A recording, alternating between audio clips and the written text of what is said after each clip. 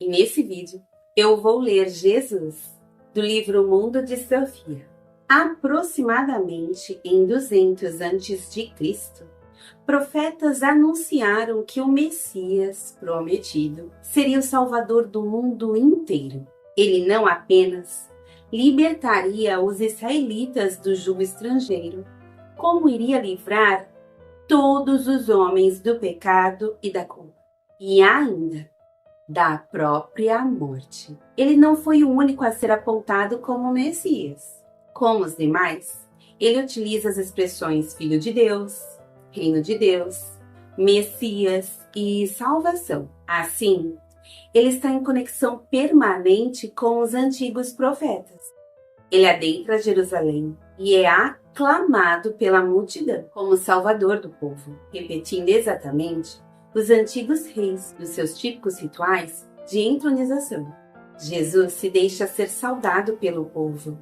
É chegado o tempo, diz ele. O reino de Deus está próximo.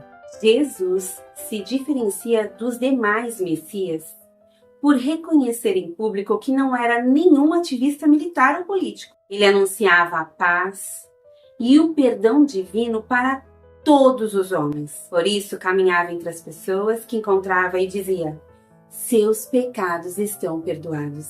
Perdoar os pecados dessa maneira era algo inédito. Pior ainda, era o fato de que ele se referia a Deus como Pai, algo bastante singular na comunidade judaica contemporânea de Jesus.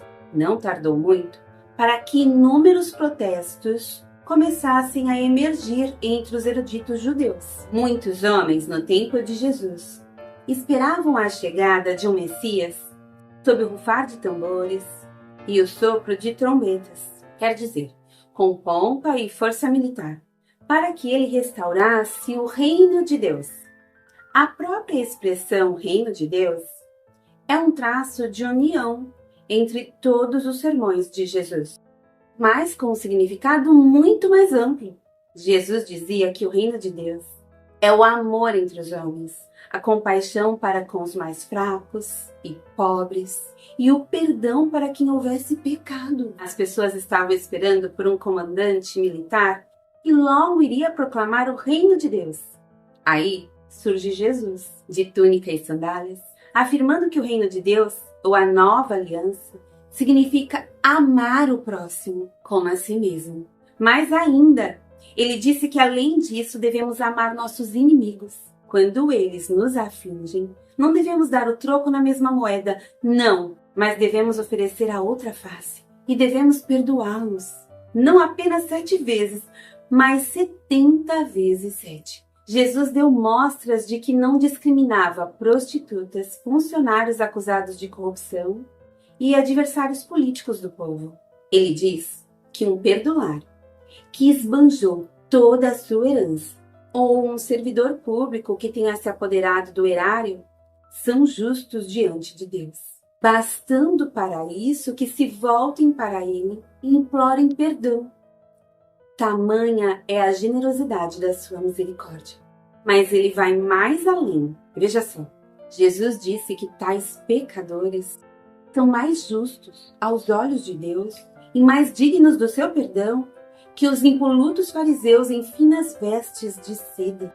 Jesus adverte, porém, que nenhum homem deve considerar a misericórdia divina um bem garantido. Não podemos salvar-nos a nós próprios.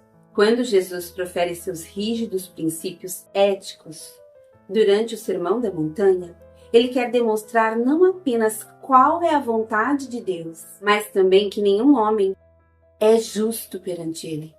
A misericórdia divina não conhece fronteiras, mas para isso devemos nos voltar para Deus e implorar o seu perdão.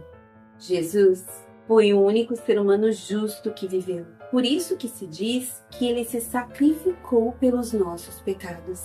Jesus foi o Cordeiro Divino, que tomou para si toda a culpa dos homens, para nos reconciliar com Deus e nos redimir do seu castigo.